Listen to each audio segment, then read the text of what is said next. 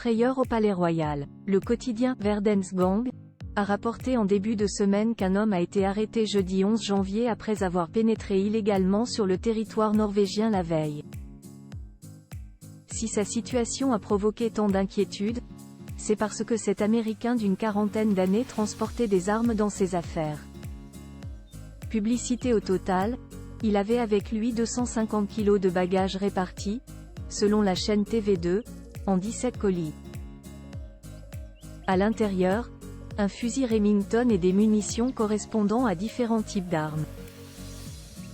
Après son interpellation, il a reconnu avoir fait venir ce fusil mais a expliqué qu'il s'agissait d'une arme ancienne et qu'il était plus sûr qu'elle voyage avec lui.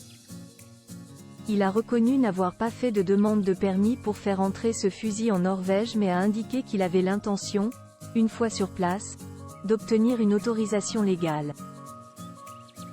Il affirme par ailleurs être venu jusqu'à Oslo pour trouver un travail dans l'agriculture.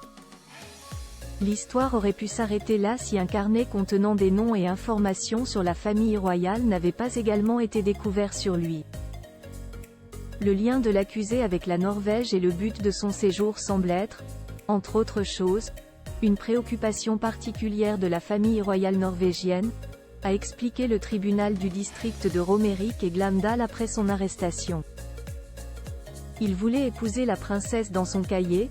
En plus des noms des membres de la famille royale, se trouvaient également leurs adresses. Un élément a alarmé les autorités. En 2021, cet homme avait déjà été expulsé de Norvège après s'être présenté à la fois au château et à la résidence du couple prince-héritier à Asker.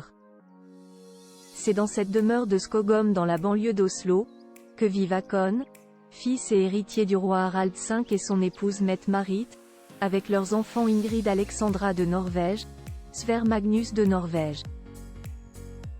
La princesse qui vient de débuter son année de service militaire, fait l'objet d'une surveillance tout particulière. Le suspect aurait affirmé à la police qu'il avait l'intention d'épouser la jeune femme qui fêtera ses 20 ans dimanche 21 janvier.